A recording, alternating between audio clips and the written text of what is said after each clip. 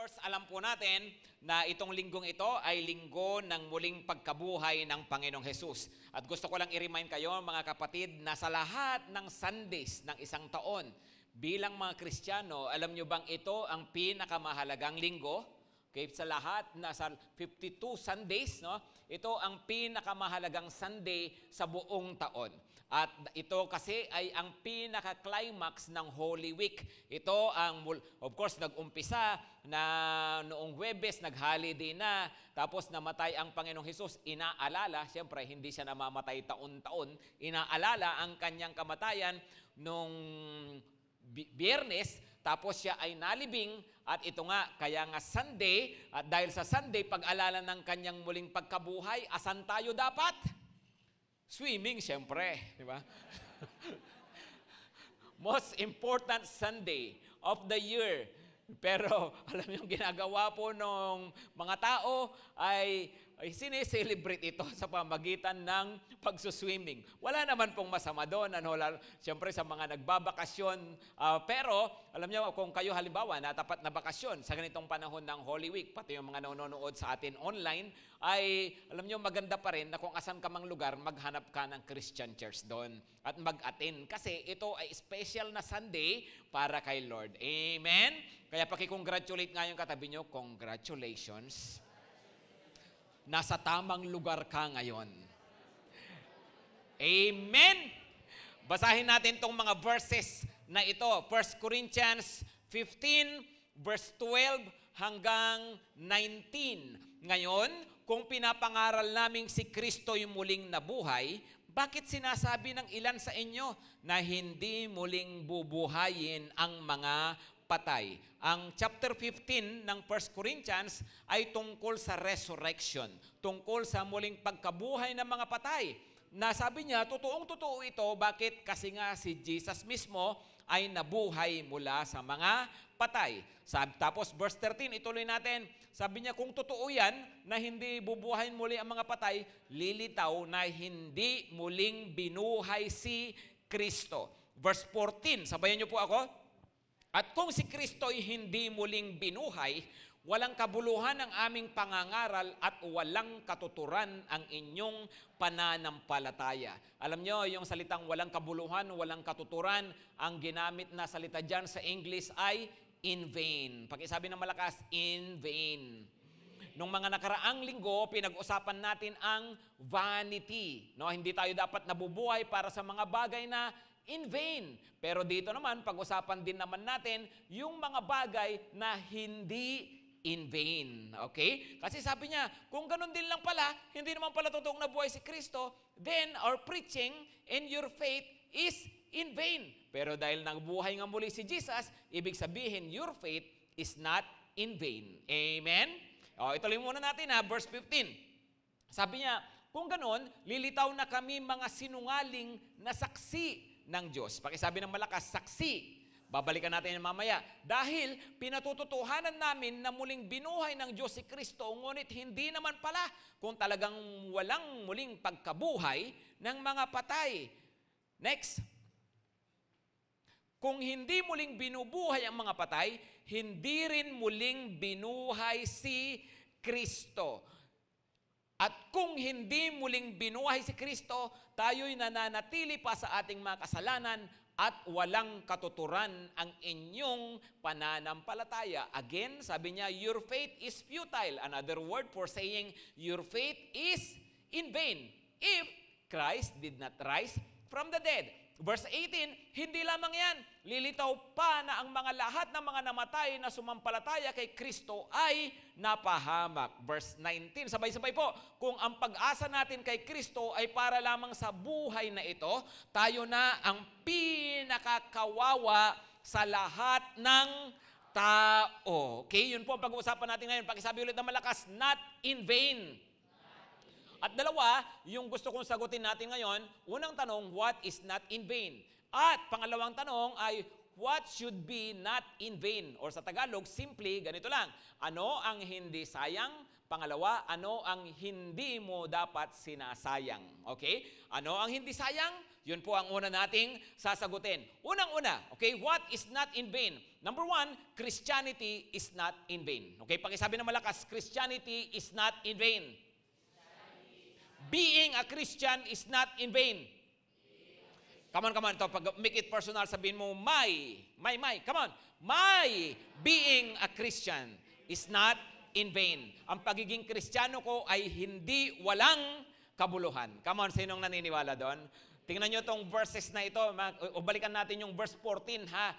Kaysa tignan naman natin sa English, sabi niya, and if Christ has not been raised, then our preaching is in vain, and your faith is in vain. Ano raw? Sabi niya, kung hindi totoong nabuhay muli si Kristo, ang aming pangangaral, ano ang kanilang pinapangaral? Of course, tungkol kay Jesus. At anong tungkol kay Jesus? Na si Jesus ay namatay, inilibing at muling nabuhay. Yun ang mensahe ng Kristyanismo. Tapos kung hindi muling nabuhay, walang katuturan, our preaching is in vain, and your faith is in vain. Anong faith na yon? Of course, faith kay Jesus na namatay para sa atin, inilibing at muling nabuhay. In other words, in one word, ang tawag po dito ay Christianity. Paul preached about Christianity, and we are in the faith. Pag sinabi niyo pong the faith, that is Christianity. Ngayon sabi niya, kung hindi muling nabuhay si Jesus, kung walang resurrection, naku, walang kwenta ang Kristyanismo. Kasi alam niyo po mga kapatid,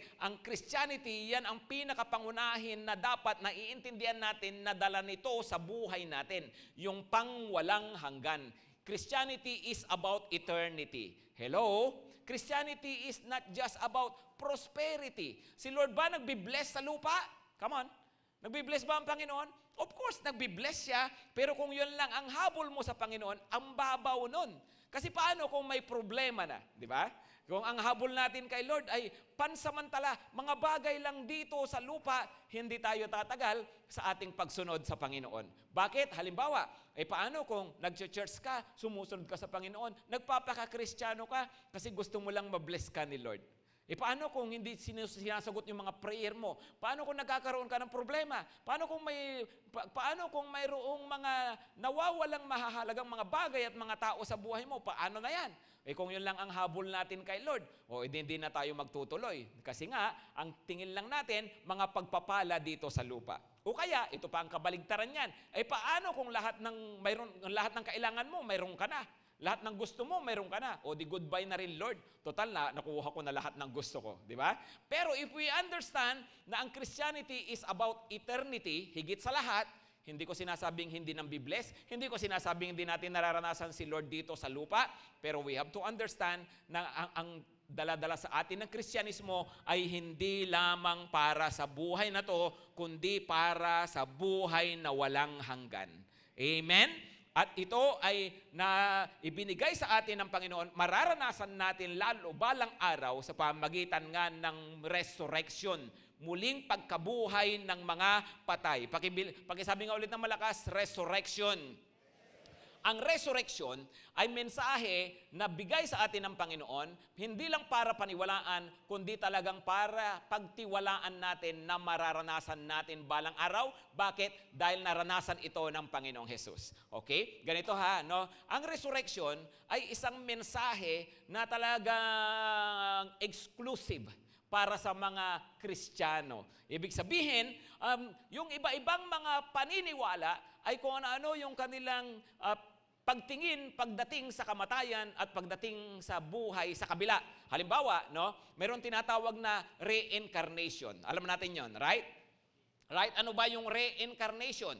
Ang reincarnation ay ito yung series or cycle of birth and death. Birth and death. Birth and death. Okay? Hanggang sa na-purify ka na dito sa lupa at balang araw, matitigil na ang birth and death sa buhay mo, mapupunta na sa nirvana. Ikaw ay hindi na mag-i-exist. Para sa kanila, yun na ang pinakamagandang mangyari. Yung matapos na yung series of, o yung cycle of birth and death. Ano bang ibig sabihin nun? Kasi pag sinabing reincarnation, ganito yan, mga kapatid ha. Yung bang halimbawa, ikaw nabubuhay ngayon dito sa mundo na ikaw ay bilang isang tao at ngayon bilang isang tao gumawa ka ng mga bagay na masasama, naging masama kang tao, ipapanganak ka uli, mamamatay pero ipapanganak uli, pagkapanganak ay hindi na tao, pwedeng ipis. No? O totoo po ito totoo ito, no? Nasa Thailand kami dati, may time na nagmi-minister kami doon, no? Doon sa hotel. Supposedly ang hotel mini-maintain yung linis. Pero alam niyo ba yung isang hotel na tinuluyan namin may mga ipis, no? At hindi nila pinapatay, hindi binabaygon. Bakit? Kasi nga naman iniisip nila, no? Baka nga naman daw kasi yung ipis na yon ay kanilang kamag-anak, no? Isa yan sa mga tao na nabuhay dati na nagkatawang ipis. Mali mo nga naman jowa yun nung hotel manager, tapos inisprehan mo ng baygon, o di siya pa ang pumatay sa jowa niya, di ba? So, pero totoo yan yun ang paniniwala. May kaibigan akong pastor doon na Amerikano, nakapag-asawa siya ng Thai, nagkakalala sila sa seminary sa Amerika, tapos pumunta na sila sa Thailand, doon na sila naglingkod sa Panginoon. Ikinukwento sa akin nung kaibigan ko, nung Amerikano na yon, kasi parang nung unang mga panahon nila doon sa Thailand, hindi pa siya careful gaano, parang nag-spray yata siya sa bahay, nagpatay siya ng mga ipis, tapos winalis niya palabas. Winalis pa naman palabas, ipinakita pa sa pintuan. Kitang-kita ng mga kapitbahay. Naku, ang sama daw talaga ng tingin sa kanya. Bakit niya pinagpapatay ang kanilang mga lolo at mga ninuno at mga kuya at ate at mga... di ba? Kasi nga po, yun ay isang paniniwala. Okay, pero ikaw ay ipis. Nagkatawang ipis dahil nga masama. Pero nung ipis ka, nagpakabait ka ng ipis. Isa kang mabait na ipis.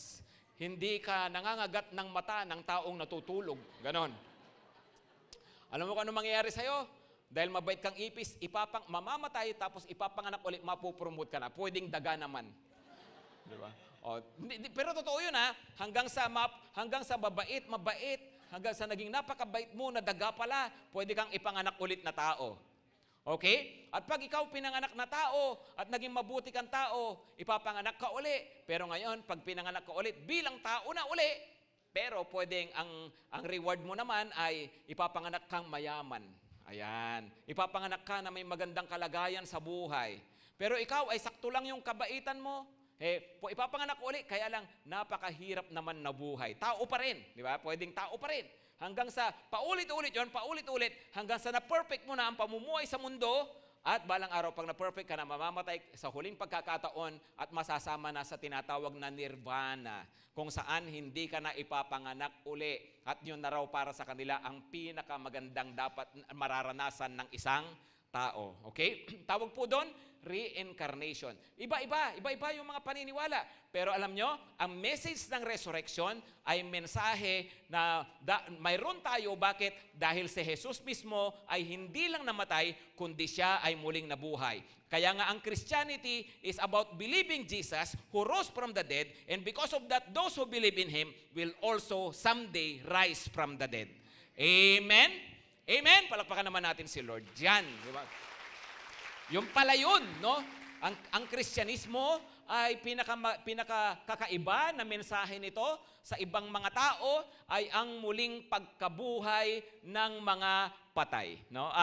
Ito nga po kasi, no, kaya nga itong turong ito ay isa yan sa mga bagay na talagang kinokontra, pero hindi rin talaga lubusang makontra. No? Alam niyo ba kung bakit? No? Kasi siyempre, ganito mga kapatid walang question sa pagiging bahagi ng kasaysayan ni Lord Jesus. Okay? Kung paanong ikaw, mayroon kang pangalan sa PSA, sa statistics, si Lord ipinanganak na rehistro. Okay? Si Lord nung namatay ay pinatunayan ng kasaysayan. Yan ay hindi gawa-gawa ng isip ng tao. Yan ay isang katotohanan na may Jesus na nabuhay sa ibabaw ng mundo na ipinako sa krus. At inilibing.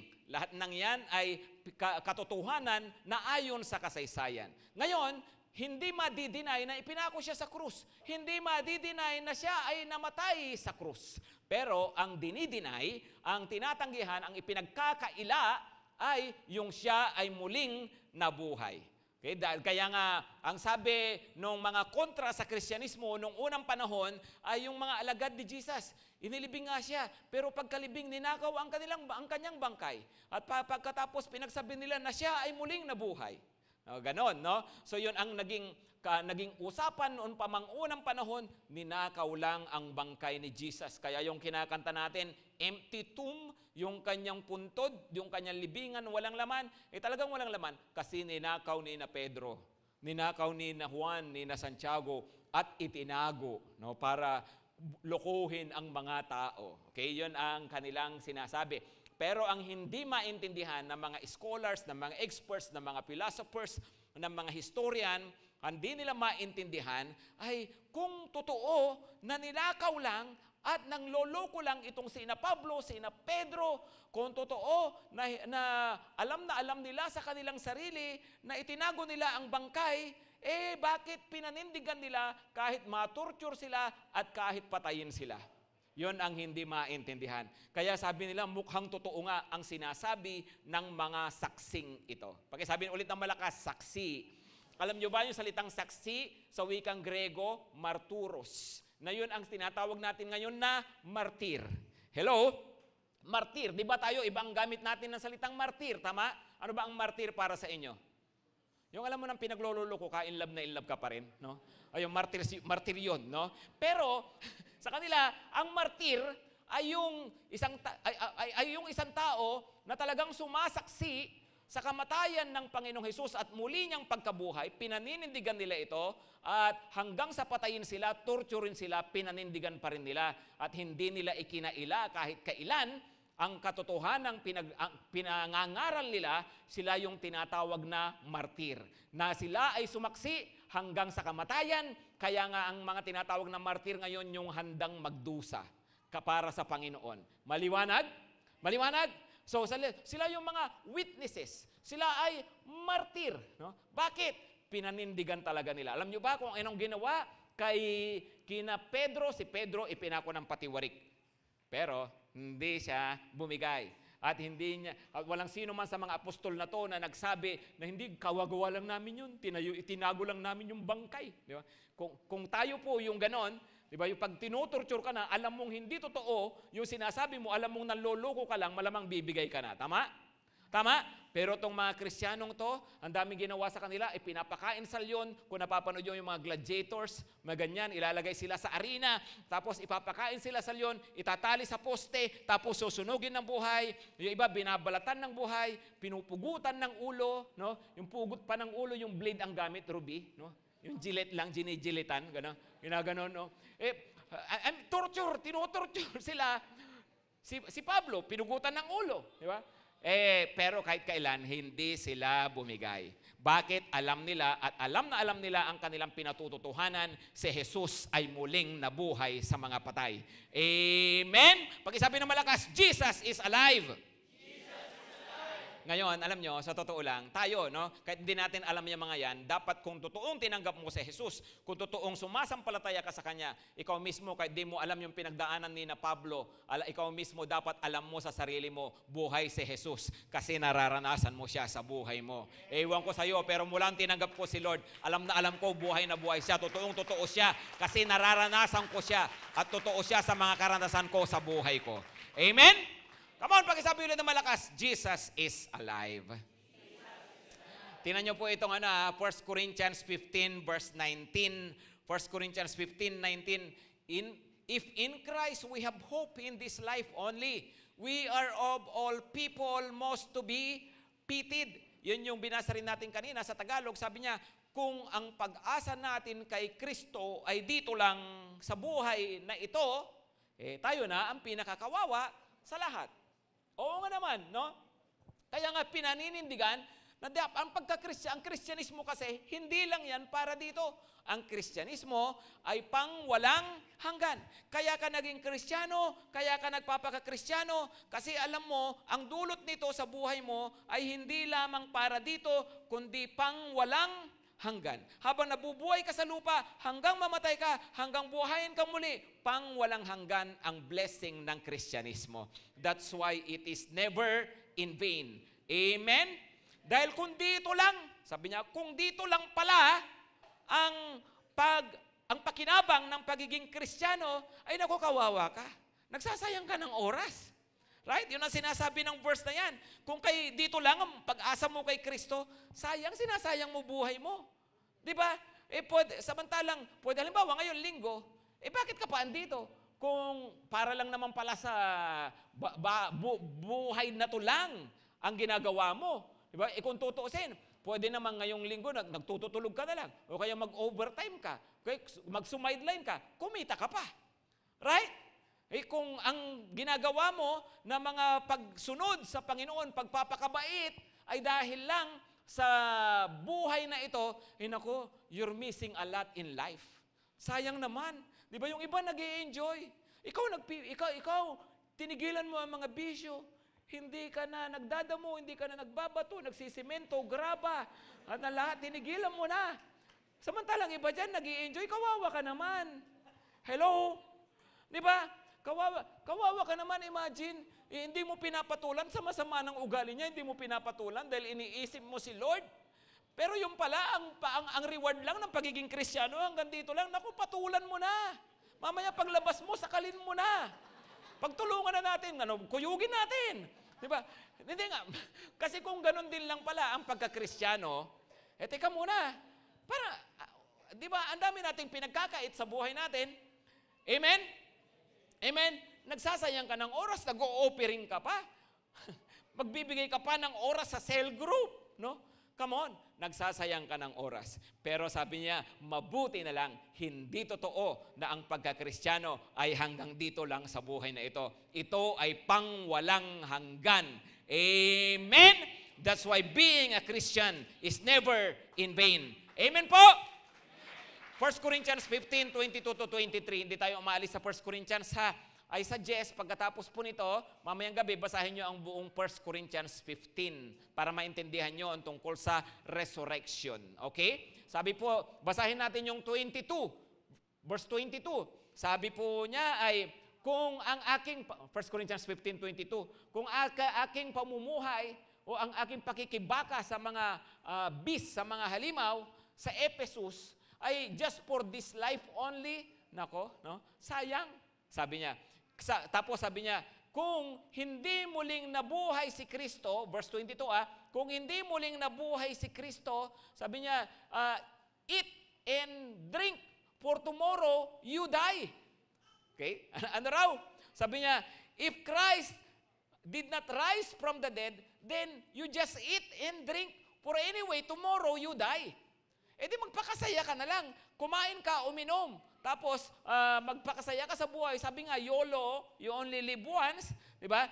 And tomorrow, you die naman. Gawin mo na lahat ng gusto mong gawin. Amen? Pero, sabi niya, dahil nga sa hindi nga totoo yun, hindi totoong hanggang dito lang ang buhay, hindi tama yung ganyang katuwiran. Maliwanag po ba, mga kapatid?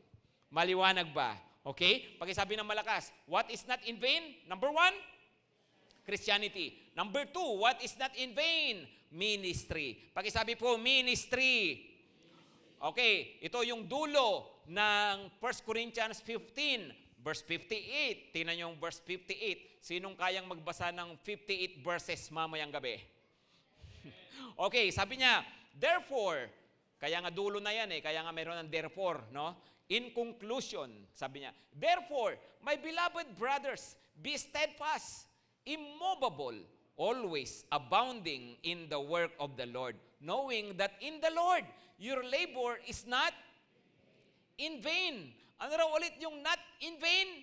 Your labor. Yung mga ginagawa para sa Panginoon. Work of the Lord. Yun yung tinatawag na ministry. Okay? Gusto kong tinatagalog yan sa ganitong paraan. No? Kaya nga mga kakapatid, magpakatatag kayo, huwag matitinag, magpakasipag, huwag manatili sa papag. No?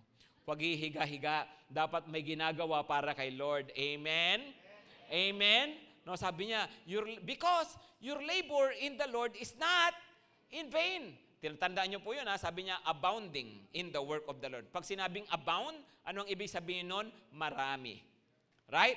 Marami. Ibig sabihin, dapat ang totoo na sumasampalataya kay Jesus at ang totoo na naniniwala na mayroong buhay na walang hanggan at mayroong gantimpala lahat ay dapat tanggap niya yung katotohanan na talagang pwede kang gumawa ng marami at mayroong mga bagay na dapat nating gawin para sa Panginoon. Amen? Na hindi yung, ako Christian ako. So, dahil Christian ako, mag-church ako every Sunday. That's good. Pero, basta ako every Sunday lang ang commitment ko. No? Then, kasama tayo doon sa mga tinatawag na taga-Zimbabwe at taga-Sambales. Zimbabwe, Zimbaowe, Sambales, Sambaalis. No? So, kapag ganun po yun nangyari, parang Sunday Christianity. Come on. Sabi niya, abounding in the work of the Lord. Di ba? Ibig sabihin, hindi lang tayo pang Sunday. Marami tayong magagawa para sa Panginoon. Amen? Amen? Meron tayong cell group, meron tayong iba-ibang mga gawain, at pwede tayong mag-participate, pwede tayong magamit ng Lord sa pag-i-invite ng tao, pag-share ng gospel, ang dami nating pwedeng gawin. No? Kaya sabi niya, abounding in the work of the Lord. Bakit daw? Kasi sabi niya, your labor in the Lord is not in vain. Pag sabi ng malakas, labor. Yung ministry mo, lahat ng ginagawa mo, not in vain. Ano ulit i-reward ni Lord? Labor. Effort, hindi result. Hello? Hindi lang yung result, kundi yung effort mismo. O, di ba? Pag-isipan nyo yon, gaano kabuti si Lord, gaano siya kabait. Kasi kung i-reward lang ni Lord lahat ng result, lahat ng positive result, parang nakapanghihinayang. Tama? Tama, halimbawa, nag-invite ka na 10, isa lang ang sumama. O paano yan? Saan ka i-reward ni Lord? Doon lang sa isang sumama, sayang naman yung effort ko doon sa 9. Hindi. Yung effort mo sa 10, lahat ng yon, labor yon, i-reward ka ni Lord doon. Amen? Sa leader ka, nagdi-disciple ka, ginaya mo si Jesus, may disciple kang 12. Yung 11, Judas. Tapos yung isang natitira, Demas. Backslider pa. Di masyadong nagpipray, di masyadong nag-church, di masyadong nagbabasa, nagde-devotion. Di ba? So paano yun? Lord, walang kwenta lahat ang pinaggagawa ko. Hindi, sasabihin ni Lord, hindi anak, hindi yung result lang kasi ang habol ko. Ang importante yung labor mo, diyan kita i-reward. Amen? Amen? Imagine yung cell leader, talaga nag-pray para sa inyong cell group, nag-prepare, pagkatapos pinag-pray niya kayo, tapos pinag-message niya kayo lahat, tinawagan ka pa, tapos hinantay niya kayo doon sa lugar, hindi ka dumating. No? Ano yun? Paano yun? Sayang lahat ng effort ko, Lord. Hindi. I-reward pa rin ni Lord yun kahit hindi dumating ang kanyang mga cell member kasi nag-effort siya, may labor siya para sa Panginoon. Amen? Yung worship team, yung nag-prepare ang worship team, nag-practice. Pagkatapos, pagdating dito, bigay na bigay sila sa pag-worship. Ikaw ay nagpi-Facebook habang nag-worship. Ikaw nanonood lang, ayaw mo mag-worship. Okay lang yun. Kasi ang worship team, i-reward ni Lord, bahala ka na, no, kung ano yung tatanggapin mo sa Panginoon. Okay, ako halimbawa, nagpi-preach ako, okay, 3 times every Sunday. Maliban pa sa mga preaching ko sa labas during the week, no, nagpi-prepare ako, nagpi-pray, nag-iisip, no, nagre-research, at hindi basta-basta nagsasalita. Ngayon, pagdating ko rito, magpi-preach ako ng buong puso, tapos tutulugan mo lang, bahala ka sa buhay mo, no? Basta ako nag-effort ako, no, i-reward ako ni Lord. Ewan ko sa iyo. Pero ito ang totoo, ha? Nakakarinig tayo ng Word of God, di ba? Of course, as a pastor, I will preach kung ano ang sinasabi ng salita ng Diyos. Okay? Maniwala ka o hindi, tanggapin mo o hindi, nasa iyo na yan. Basta kay Lord, ang sigurado ako, may gantimpala ako kasi pinapangaral ko ang sinasabi ng kanyang salita. Amen? Mga kapatid, kasi nga sabi ni Lord, your labor is not in vain. Amen po ba? Alam niyo, magandang makita rin po natin ito na minsan, yung maaring hindi mabigay sa iyo ng tao yung credit, maaring hindi mabigay sa iyo ng tao yung tingin mo dapat ay papuri para sa iyo, appreciation sa iyo, okay lang din yon. Ang importante walang nakakaligtas sa paningin ni Lord. Walang nakakaligtas sa record ni Lord. Amen? Kasi parang ganito yan eh. Halimbawa yung mga kaharian na magkalaban, tapos nanalo yung isang kaharian. Di ba? Sino ba? Tapos pag nanalo to, siyempre, sino ba ang pinupuri? Kanino ba yung tagumpay? Siyempre, doon sa hari. Tama? Tama? Madalas ganon. Pero, sa totoo lang, kaya naman nagtagumpay yung hari dahil sa kanyang mga magigiting na mga sundalo. Right? Pero, sa paningin ng tao, ay ang papuri doon sa hari. Okay? Ngayon, mga kapatid, sa mga bagay na ginagawa natin, tandaan natin, maaring hindi napunta sa atin yung credit, pero alam mo sa sarili mo, naglingkod ka sa Panginoon. Sa mata ng Lord, ikaw pa rin ang ire-reward niya. Amen? Halimbawa, dito po sa church, kunwari, halimbawa lang to, mayroon tayong bagong building, kunwari. Okay, pwedeng isipin ng mga tao, ano yan, si Pastor Rapi, no? Well, si Lord po ang nakakakita na yung mga, kayo po yung mga nagbigay, at sina Engineer J, mga nag-asikaso dyan, sina Grace, no? Yun po nakikita ni Lord. Maaring hindi sila kilala ng ibang tao, maaring ang kilala ng mga tao si Pastor Rapi, pero hindi, sa mata ng Panginoon, hindi nakaligtas yun. May gantimpala yun. Amen? Maaari sabihin ng mga tao, yung GTC, no, mula sa kukunti, dumami. No, ang galing ni Pastor Rapi. Pwedeng ganun ang isipin ng tao, pero sa paningin ng Diyos, ang nakikita niya, yung mga kayo na mga nag-i-invite, mga nagdadala ng kaluluwa sa Panginoon, yung sipag ni na Pastora Alma, ng iba pang mga cell leaders natin, no, na mga nagpapagamit sa Panginoon, hindi yun nakakaligtas sa paningin ni Lord. Amen? Di bali nang hindi ka mapansin ng tao. Huwag mong kalilimutan, hindi yan nakakalagpas sa paningin ng Diyos. Amen? Kaya huwag kang magmadali. Dito sa lupa, maaring hindi mo makuha agad yung appreciation, yung reward. Pero sigurado, mayroong gantimpala sa langit. Pakitingnan yung katabi, pakisabihan, okay, huwag magmadali, bebe. No? Lahat ng ating ginagawa, sabi niya, dahil may muling pagkabuhay, mayroong kasama ng muling pagkabuhay, pagbibigay ng gantimpala, magpakasipag kayo, sabi niya, kasi lahat ng inyong ginagawa, hindi nawawalan ng kabuluhan. Amen? Okay? So yun yung wag sayangin. O hindi sayang. Siguradong hindi sayang.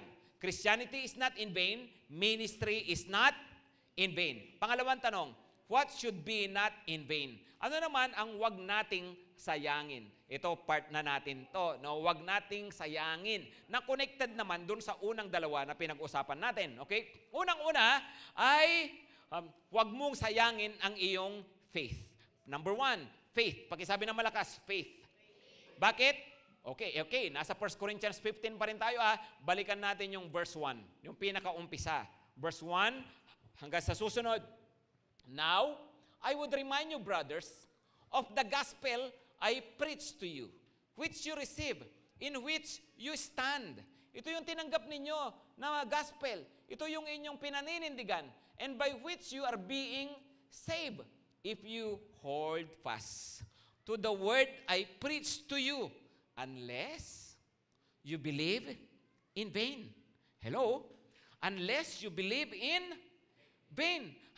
Mayroong ganun, pastor. Naniniwala pero naniwala ng walang kwenta. Naniwala na walang kabuluhan yung kanyang paniniwala. Okay, yung nga po yung sinasabi natin, mga kapatid. Pwede kang maging Kristiyano sa pangalan, pwede ka ring maging Kristiyano sa katotohanan. Pwedeng pananiniwala ka hanggang sa isip lang pero hindi naniniwala talaga sa puso. Okay? Kaya nga po sinasabi niya, do not believe in vain. Huwag mong sayangin, naniwala ka na rin lang, maniwala ka na ng todo. Naniwala ka na rin lang, sumampalataya ka, magpatuloy ka na at kumapit ka na sa pananampalataya na yan at huwag mong bibitawan. Amen? Kasi nga, yung struggle nung unang panahon, kaya nga sinulat to ni Apostol Pablo, yung mga tao, okay, sige, andyan na yan, namatay si Jesus, pero siguro naman, hindi naman totoong nabuhay muli si Jesus. Saka hindi naman mabubuhay muli yung mga patay. Kaya sabi niya, pinaalala niya sa kanilang mabuti, ito yung gospel. Si Jesus namatay. Si Jesus muling nabuhay. Kailangan pinangahawakan natin yan. Hindi natin binibitawan yung katotohanan na yan. Dahil pag binitawan mo yung katotohanan na yan, hindi na yan Kristyanismo. Pag binitawan mo yung katotohanan na si Jesus ay namatay para sa'yo, hindi na yan Kristyanismo. Pag binitawan mo yung katotohanan na si Jesus ay muling nabuhay, hindi na yan Kristyanismo. Kaya sabi niya, hold fast, panghawakan mo yan. Kaya sa kanya binanggit verses 3 and 4. Tingnan nyo verses 3 and 4. For I delivered to you as of first importance what I also received. Ito yung pinangaral ko sa inyo, that Christ died for our sins in accordance with the Scriptures. Verse 4, that He was buried, that He was raised on the third day in accordance with the Scriptures. Ito po yung gospel. Gusto nyo malaman kung ano ang gospel? Yan pong verses 3 and 4. Ito po ang summary ng gospel. Christ died for our sins, He was buried, and He rose again on the third day. Namatay para sa ating mga kasalanan, inilibing at muling nabuhay. So sabi niya, panghawakan ninyo yan, na si Kristo ay namatay para sa atin. Siya ay tagapagligtas. Siya ay Panginoon. Huwag kang bibitaw dyan. Dahil pag bumitaw, ibig sabihin, your faith is in vain. Walang kwenta ang inyong pananampalataya. Tingnan nyo ang 2 Timothy 4 verse 7 ha. 2 Timothy 4 verse 7, sabi niya, I have fought the good fight. I have finished the race. I have kept the faith. Ang 1 Timothy, huling aklat na sinulat ni Pablo, malapit na siyang mamatay dyan. At nung malapit na siyang mamatay, ito yung talagang tiwala siya sa kanyang sarili. Sabi niya, nabuhay ako, ang dami kong pinagdaanan, ang dami kong mga pagsubok, ang dami kong paghihirap, naranasan niyang makulong, kung ano-anong mga bugbog, kung pinagbabato ng mga tao, ang dami niya mga karanasan ni Apostol Pablo at itong time na to malapit na siyang pugutan ng ulo. Pero sa panahon na yon, sabi niya, I have fought the good fight, I have finished the race, I have kept the faith. Amen? Ibig niya sabihin, I never believe in vain. Totoong-totoo ang aking pananampalataya. I have kept the faith. Pakisabi po ng malakas sa katabi, keep the faith. Ka-faith lang. Keep the faith. No? Because so many people lose their faith. Ang dami pong bumibitaw. Ang daming nawawalan ng pananampalataya. Marami nag-uumpisa na ayos. Nag-uumpisa, kala mo talagang kilalang-kilala nila, kala mo love nila si Lord. Pero alam niyo po, pag lumilipas ang panahon, doon po magkakaalaman. Ang Kristyanismo ay hindi isang bagay na inuumpisahan lang. Ang Kristyanismo ay isang bagay na tinatapos. Ang Kristyanismo ay hindi isang bagay na sa isang panahon lang ng buhay. Ang Kristyanismo ay panghabang buhay. Kaya sabi niya, hold fast. Kapit lang, kapit. No? May mga pagsubok. May mga pagdaraanan. May mga doubts. Makakaranas ka ng mga questions. Makakaranas ka ng mga issues. No? Pero part talaga yan ng buhay. No? Part ng buhay. Ang importante, kahit anong pagdaanan, alam mong kumapit sa Panginoon. Amen po ba? No? Okay? Nagpapatuloy ka kay Lord. Hindi ka mawawala kahit may mga parang hindi mo maintindihan pa. Pero basta kumapit ka lang sa Panginoon. Alam niyo po, sa buhay, ito po ang katotohanan, halimbawa na lang sa mga tungkol sa mga questions, no? Mayroon kang mga doubts. Okay, may mga bagay po talaga na hindi mo masasagot, hindi mo makukuhanan ng sagot habang nabubuhay pa tayo rito sa mundo. Kaya nga we have to learn to live with mysteries. Mayroong mga mystery, hindi lahat ay sinagot ng Panginoon sa Bible. Kasi mga po, ang problema natin minsan masyado tayong yung dahil sa ating curiosity, gusto natin yung mga curiosity natin masagot. Gusto natin mga tanong na mga ganito. Gusto natin nasasagot lahat. Hey, the Bible is not written for your information. It is written for your transformation. Okay, so, hindi lahat makikitaan mo ng sagot. Pero, dapat you know how to live with mysteries. Amen? May mga misteryo. May mga hindi pa masasagot ngayon. May mga question ka sa Bible, sa sarili mo, may mga nangyayari sa buhay mo, may mga mabibigat, may mga pangit na mga pinagdaraanan. Pero you will not let your faith be in vain. Kakapit ka sa Panginoon. Amen? Amen? Hindi ka manghihina. Magpapatuloy ka kay Lord. Amen po ba? Amen? Ang pananampalataya, panghabang buhay. Ang Kristyanismo, panghabang buhay. Tapos magdadala sa atin sa dire-diretsong buhay na walang hanggan. Okay? Number two. Ano ang hindi dapat sayangin? Grace. What should be not in vain? Ano yung number 1? Faith. Ano yung number 2? Grace. Okay? Yung faith, ay kaugnay, connected doon sa Christianity. Ito namang grace, kaugnay ng ministry. Bakit? Tingnan nyo sa verses 9 to 10, 1 Corinthians 15, sabi niya, "For I am the least of the apostles." Isa ako ang sinasabi ni Paul dito, isa ako sa mga nakasaksi na nabuhay ulit si Jesus. Kaya lang, kung tutusin, hindi ako karapat-dapat. Sabi niya, pero nagpakita pa rin sa akin si Lord Ito, verse 9, sabi niya, "For I am the least of the apostles, unworthy to be called an apostle, because I persecuted the church of God." Ano ba si Paul? Siya yung galit na galit kay Jesus, galit na galit sa mga Kristiyano. Nung mamatay si Esteban, unang-unang martir, siya yung kasama pa siya sa mga nag-approve ng kanyang kamatayan. Tapos kumuha siya ng arrest warrant at hinanting niya lahat ng mga Kristiyano. At talagang gusto niyang ipakulong lahat, parusahan lahat ng mga naniniwala kay Jesus. Tapos habang siya ay nasa biyahe at nanghahanting ng mga Christian, nagpakita sa kanya si Lord. Doon siya nakakilala sa Panginoon. At pagkatapos, sabi ng mga tao, nung malaman ng mga tao, si Pablo, yung kalaban ng Kristo, yung nanghahanting sa atin, born again na rin, Christian na rin. Diba ngayon, ay siya na mismo nangangaral. No? Nang tungkol sa muling pagkabuhay. No? At yun ang maliwanag, pinapangaral ni Apostol Pablo, tungkol sa kaligtasan. No? Gulat na gulat sila. Pero sabi ni Paul, totoong karanasan ko yun, pero alam ko sa sarili ko, hindi ako karapat-dapat. Pero yun nga po ang ibig sabihin kasi mismo ng grace. Ang ibig sabihin ng grace, undeserved. Undeserved. Hindi ka deserving, pero binigay sa'yo, ginawa sa'yo ni Lord. Kaya verse 10, tingnan nyo yung verse 10. Sabi niya, "But by the grace of God, I am what I am." Pakisabi po ng malakas, by the grace of God, I am what I am. Imagine, no? Sa ano raw, hindi natin deserve ito.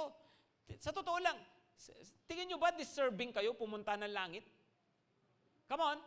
Kung alam natin makasalanan tayo, tama? Tama ba? Iba, deserving ako na talagang iligtas ni Lord. Come on. Walang sino man sa atin deserving maligtas. Walang sino man sa atin deserving na mapunta sa langit. Walang sino man sa atin deserving na maglingkod sa Panginoon kahit paglilingkod kay Lord. Walang sino man sa ating karapat-dapat na makagagawa ng isang bagay na katanggap-tanggap sa Diyos kung hindi lamang dahil sa kanyang grace. Amen? Andito tayo ngayon just because of the grace of God. Okay, dapat clear po sa atin yan. Ano po, hindi yung parang entitled pa tayo. No, you should be indebted, not entitled. Lord, kung hindi dahil sa'yo, kung hindi dahil sa grasya mo, wala ako rito. Wala akong karapatang humarap sa'yo. Di ba kaya nga minsan, maganda pa nga yung pakiramdam na doon, nakaramdam ba kayo ng gano'n yung first time nyo sa church na parang ako masusunog dito Nakaramdam ba kayo ng gano'n? Iba rito no? Well, mabuti pa nga yung ganun minsan. Kasi at least alam mo sa sarili mo, hindi ka karapat-dapat. Kasi yung pagpasok mo sa church, "Oh Lord, ito na ako no? Ito na ako, pasalamat ka Lord, andito ako no? Pasalamat ka, nakaupo ako rito. Dahil kung hindi ako nakaupo rito, kawawa naman tong upuan na to, hindi man lang makakatikim ng puwet. No? Ganun, nagmamalaki pa tayo. No? Hindi, wala po tayong pagmamalaki kay Lord. Lahat tayo undeserving. Kung hindi dahil sa grace niya, hindi tayo makakaharap sa Kanya. Hindi tayo makakasamba ng totoo, hindi tayo makapaglilingkod. Hindi tayo maliligtas. Amen? But by the grace of God, I am what I am. Pero ito ang sabi niya, "And His grace to me was not in vain." Ganun kabait si Lord sa akin. Hindi ako deserving, pero niligtas niya ako. Hindi ako deserving na maglingkod, pero tinawag niya ako. Hindi ko sasayangin to. His grace was not in vain. Sa paanong paraan niya hindi sinayang? Sabi niya, "On the contrary, I work harder than any of them." Wow. Ano raw? Sabi niya, dahil alam ko yung undeserving ako. So ano ang ganti ko rito? Sa grace na ito ni Lord sa akin, ay mas sinipagan ko, mas ginalingan ko ang paglilingkod sa Panginoon. Amen? Mas nag-commit ako sa ministry. Hindi ako pumayag na wala akong ministry. Hindi ako pumayag na kunti lang ang magagawa ko para sa Panginoon. Kasi by the grace of God, I am what I am. Amen? Alam nyo pala, ang mga taong nakakaintindi talaga ng grace of God, na hindi mo mabibili ang blessing ni Lord. Wala kang magagawa para pagpalain ka, wala kang magagawa para iligtas ka. No? Ang totoong nakakaintindi pala niyan ay mas lalo palang maglilingkod sa Panginoon. Okay? Kasi yun ang tamang pangunawa. Hindi yung, ganun pala yun, we are saved by grace, hindi tayo naligtas dahil sa ating mabuting gawa. Dahil lang sa pananampalataya, ay gano'n naman pala yun. Hindi na ako gagawa ng mabuti. No? Gano'n mag-isip yung iba. Ay gano'n pala yun. By the grace of God, kaya tayo pinagpapala. No? So, hindi ko na kailangan mag-pray. Kasi grace naman ni Lord yun. Ay, hindi ko naman, kahit naman pala, wala akong gawin, ay mabait pa rin sa akin si Lord, love pa rin niya pala ako, hindi na ako maglilingkod kay Lord. Ganon po ang maling pangunawa na pinapangaral ng iba tungkol sa grace. Yung tinatawag na extreme grace. Pero ito po, nagpapakitang mabuti na kung naiintindihan mo ang grace of God, mas lalo kang maglilingkod sa Kanya. Amen? Kaya huwag sayangin ang grace. Tapos sabi pa, ito ang katotohanan dyan, it was not I, but the grace of God that is with me. Kakayanin ko to, no? Kinaya ko, pero hindi sa sarili kong lakas, by the grace of God. Alam nyo, lahat po tayo may calling. Naniniwala ba kayo doon? Lahat tayo tinawag ni Lord na maglingkod sa Kanya. Ngayon, ang mga problema natin minsan dyan, kaya hindi tayo napaglilingkod, niisip natin, hindi ko kaya.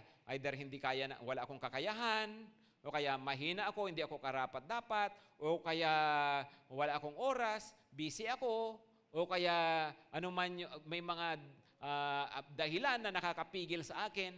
Tandaan mo kapatid, kahit ano pang mga dahilan yan, kakayanin mo because of the grace of God. Hindi yan sa sarili mo kasi. Mag-commit ka lang. Sabi mo, Lord, ito po ako, basta gamitin mo ako. Maglilingkod po ako sa iyo, Panginoon. At makikita mo, God will use you. Kasi hindi ito tungkol sa iyo. It is by the grace of God. Amen? Hello, amen?